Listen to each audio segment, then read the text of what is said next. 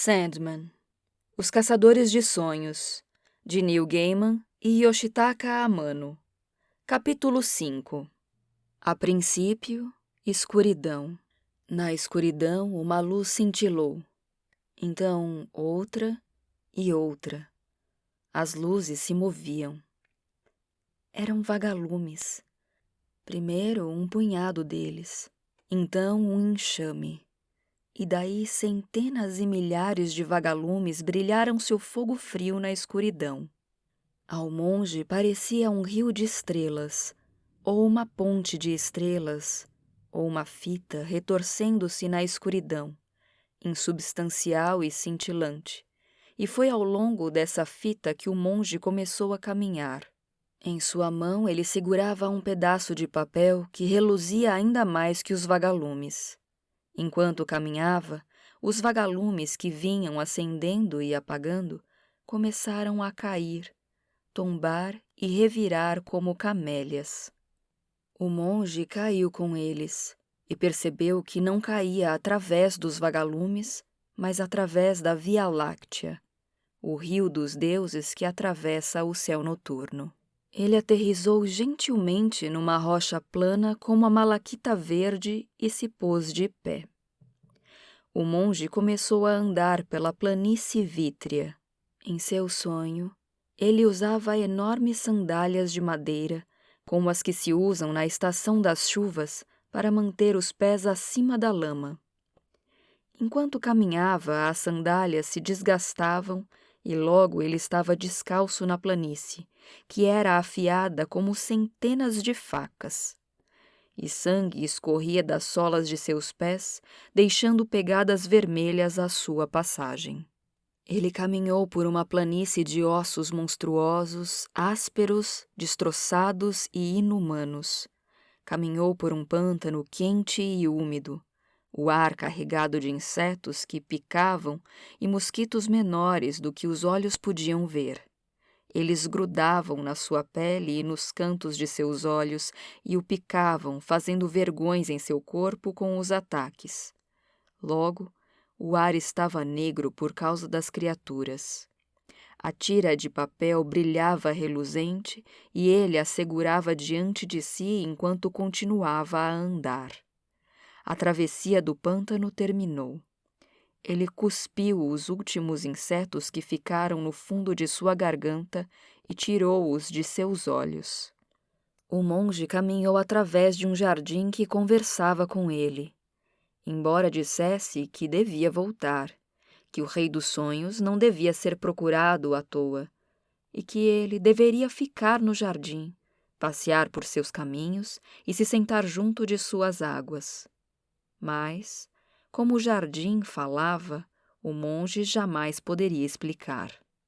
Ele deixou o jardim com tristeza e continuou caminhando. O monge, então, se viu diante de duas casas próximas uma da outra, com dois homens na varanda de uma delas, pescando no lago abaixo deles. "Procuro o rei dos sonhos", disse o monge. "Estou indo na direção certa?" "Como pode ir até ele?" perguntou o primeiro homem. "Quando todos os caminhos lhe pertencem." O segundo homem, que era gordo e parecia triste, ficou em silêncio. O monge desdobrou o papel para lhes mostrar. E foi quando, se antes havia alguma dúvida, ele teve certeza de que estava sonhando, pois podia ler os caracteres no papel que carregava. Eram letras simples, tão simples que ele achou estranho não ter conseguido entendê-las antes. Elas descreviam alguém que formava, moldava e criava coisas a partir do caos e do nada, que transmutava coisas sem forma naquilo que não era real, mas sem o que o real não teria significado. O segundo homem espirrou para atrair a atenção do monge. Então apontou, quase por acidente, para uma certa colina. O monge curvou-se em agradecimento e caminhou na direção dela. Ao alcançar a colina, ele olhou para trás e viu que o homem gordo boiava de bruços no lago, enquanto seu assassino o observava da varanda. Quando estava no meio do caminho do topo da colina, ele olhou para trás mais uma vez e viu que a casa havia desaparecido, bem como os homens e o lago. E onde eles estiveram antes, não havia nada além de um cemitério. À sua frente havia uma grande casa construída para se integrar perfeitamente à paisagem. Ao mesmo tempo santuário, castelo e lar. Nesse lugar havia quedas d'água e jardins, biombos pintados e tetos elegantemente curvos. Ele não saberia dizer se o que via era 1 ou 100 casas. Viu pátios, pomares e árvores, flores primaveris, folhas outonais e frutos do verão cresciam junto nas árvores daqueles estranhos jardins. Pássaros brilhantes cantavam nas árvores. Eram de vermelhos e azuis tão vivos que pareciam flores no céu, e as canções que ressoavam eram estranhas e desconhecidas. O monge jamais vira um lugar como aquele. Havia um portão esculpido feito de madeira dourada, com estranhos animais entalhados. O monge passou pelo portão e fez soar um pequeno gongo que estava ao lado. O gongo não foi ouvido, mas ele tinha certeza de que aqueles que precisavam saber tinham conhecimento de sua presença ali. O portão transformou-se e uma criatura multicolorida surgiu diante dele. Um pássaro monstruoso com a cabeça de um leão, dentes afiados, cauda de serpente e enormes asas. Era um enorme Itsumade, uma criatura das lendas. Quais são suas intenções? Perguntou o Itsumade. Quem é você e por que quer perturbar meu mestre? Este lugar é tão bonito, disse o monge. E sua beleza fica ainda maior por saber que, quando acordar, todos os outros lugares serão diminuídos por não serem este palácio. Eu realmente estou nos jardins do palácio do Rei dos Sonhos? Suas palavras foram gentis, mas carregavam uma repreensão ao guardião do portal, pois mesmo um monstro lendário deveria se lembrar de certa civilidade. Este é de fato o Palácio dos Sonhos, rosnou o Itsumade. Diga o que quer ou eu o devorarei. O monge estendeu a mão e mostrou ao Itsumade a tira de papel que lhe havia sido dada. Ela brilhava com sua própria luz. O Itsumade baixou a cabeça e grunhiu. Eu não sabia, disse ele. Pensei que fosse apenas um sonhador. O monge percebeu nesse momento que alguém o observava do alto de um pinheiro negro. O observador era um corvo grande, negro e escuro, e quando percebeu que fora visto, voou até o monge batendo fortemente as asas, aterrissando na entrada pouco adiante. Siga-me! Disse o corvo com uma voz que parecia o atrito de 2 pedras. Você me levará ao Rei dos Sonhos? Perguntou o monge. Você não questionaria um poema, uma folha que caia ou a neblina no topo de uma colina? Disse o corvo.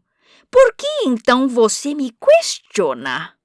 A casa era um labirinto, e o monge seguia o corvo por galerias e pavilhões mal iluminados, estranhos e austeros.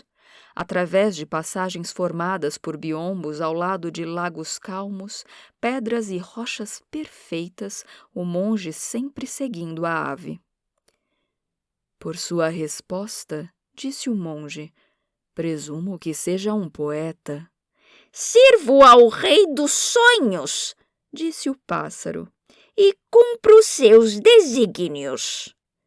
Ele bateu as asas e elevou-se, pousando sobre um biombo para ficar à altura do rosto do monge. Mas você está certo. Eu fui poeta uma vez. E como todos os poetas, passei tempo demais no reino dos sonhos. O corvo levou o monge para uma sala decorada com biombos pintados. Havia uma plataforma elevada ao fundo e, sobre ela, uma cadeira de madeira toda incrustada em madrepérola. Era uma cadeira perfeita em simplicidade e extravagância, e o monge soube que aquele era o trono do Senhor dos Sonhos. Espere aqui, disse o corvo. Ele então se pavoneou para fora da sala como um velho cortesão orgulhoso. O monge permaneceu inquieto na sala do trono enquanto aguardava a chegada do Rei dos Sonhos. Na imaginação do monge, o Rei dos Sonhos transformou-se num velho, com longas barbas e unhas, e depois como o Buda Amida, e mais além como um demônio, metade homem, metade dragão. Seus olhos foram atraídos pelos biombos que cercavam a sala. Enquanto ele os observava, eles permaneciam congelados e estáticos. Mas quando desviava os olhos e voltava a olhá-los, o monge percebia coisas que não havia visto antes. Criaturas haviam se movido enquanto ele olhava para o outro lado. Histórias terminavam e novas histórias começavam. Num momento ele estava sozinho na sala do trono, olhando para as pinturas, e então não estava mais só. E o Rei dos Sonhos se encontrava sentado na cadeira sobre a plataforma. O monge inclinou-se profundamente. O Rei dos Sonhos tinha a pele clara como a lua de inverno e o cabelo negro como as asas de um corvo. Seus olhos eram poços da noite onde estrelas longínquas piscavam e queimavam. Suas vestes eram da cor da noite e rostos e labaredas surgiam nas barras para desaparecer em seguida. Ele começou a falar numa voz gentil, porém forte como seda. Você é bem-vindo, Disse em palavras que o monge ouvia em sua cabeça. mas não deveria estar aqui. Eu vim, disse o monge, para pedir pela vida de uma raposa que está em meu mundo perdida em sonhos. Sem o seu auxílio, ela morrerá. Talvez este seja o desejo dela, Disse o Rei dos Sonhos. ficar perdida em sonhos. Certamente ela tem uma razão por ter feito o que fez, e uma razão ao qual você pouco conhece. Além disso, ela é uma raposa. O que é o destino dela para você? O monge hesitou. Buda nos ensinou a amar e reverenciar todas as coisas vivas. A raposa não me fez mal nenhum. O Rei dos Sonhos olhou o monge de cima a baixo. Isso é tudo? Ele disse, pouco impressionado. Foi por isso que desertou do templo e veio até mim? Porque você ama e reverencia todas as coisas vivas? Tenho deveres para com todas as coisas, ele respondeu, pois, como monge, deixei para trás todos os laços de desejo, todos os vínculos mundanos. O Rei dos Sonhos ficou em silêncio. Ele parecia esperar. O monge abaixou a cabeça. Mas eu me lembro do toque da pele dela quando fingiu ser uma mulher. E essa lembrança levarei para meu túmulo e além dele. E os laços de afeição dificilmente se quebram. Sei. Disse o Rei dos Sonhos. Ele se levantou e desceu da plataforma. Era um homem muito alto, se é que era um homem. Siga-me. Disse ele. Eles atravessaram uma queda d'água que corria por uma das paredes do palácio. Ela moveu-se e pairou sobre eles sem molhá-los. Além das águas havia um pequeno pavilhão para onde o Rei dos Sonhos levou o monge. A raposa também veio a mim e pediu uma dádiva. Disse o Rei dos Sonhos. Apesar de ela ser mais honesta sobre o amor que sente do que você. E eu a atendi. Ela sonhou os seus sonhos. Ela sonhou os primeiros 2 sonhos com você e então sonhou o último em seu lugar. Ela usou a chave para abrir a caixa. Onde ela está? Perguntou o monge. Como posso trazê-la de volta? Por que a traria de volta? Perguntou o rei dos sonhos. Não é o que ela quer e não trará felicidade a você.